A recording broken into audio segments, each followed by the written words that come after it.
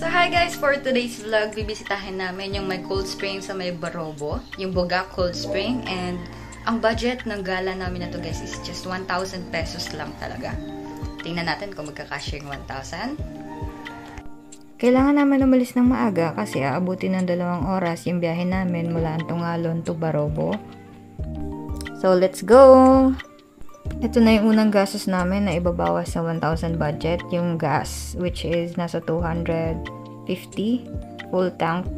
Kasi medyo may kamahalan na naman yung gas ngayon, nasa 60 plus na naman per litro. Ako lang ba yung enjoy na enjoy kapag magra-rides kayo tapos punong-puno ng fog? Like sobrang lamig. So madadaanan din pala guys yung Wakat Cave. Skip to the good part. Diba? Sariling sikap. Itong cave na to guys, pwede rin mag-swimming. Kaso hindi na kami nakapag-swimming gawa ng anong oras na rin kasi. Marami ding mga nagsiswimming dito guys, gawa ng malinis din talaga yung tubig. Tsaka maganda din talaga yung view para mag-picture taking. O, tingnan naman tabingi yung video ko. Ewan ko ba ba't tabingi ko na video yan. Okay na yan, basta ang importante, malinis yung tubig, go blue. Ayan na! Welcome to Bugak Cold Spring!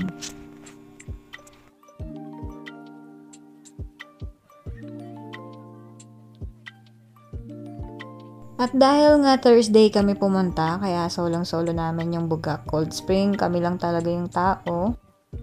Ang entrance fee ay 25 pesos per head at ang mga sasakyan ay 10 pesos naman sa parking. Ang cottage naman nila guys ay magsi-start sa 150 pesos. Ang una naming pinuntahan ay ang kanilang Blue Lagoon, kaso as of now bawal daw mag-swimming doon kasi may nalunod. Kaya tinignan na lang namin kung anong itsura ng kanilang Blue Lagoon. Yan, ito na siya guys, yung Blue Lagoon. Kung makikita nyo naman, mukha talaga siyang nakakatakot at mukha talaga siyang napakalalim. Parang may monster na kung ano sa ilalim. Kaya kung ako din naman, di rin siguro ako mag-swimming dito, no?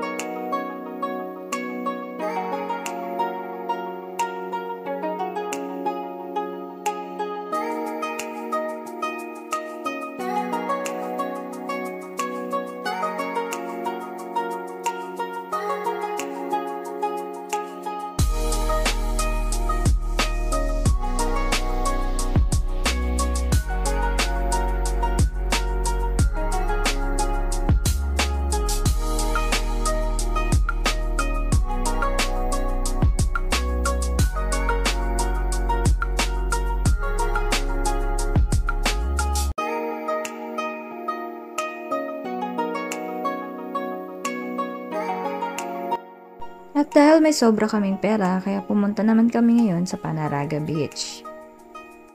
From Bugak Cold Spring ay 40 minutes siyang biyahe papunta doon sa Panaraga Beach. Dito naman po sa Panaraga Beach ay wala po kami nabayaran na entrance. At hindi na rin po kami nag-avail ng cottage kasi hindi rin naman kami magtatagal. At ang cottage naman po nila ay 250 to 500 pesos.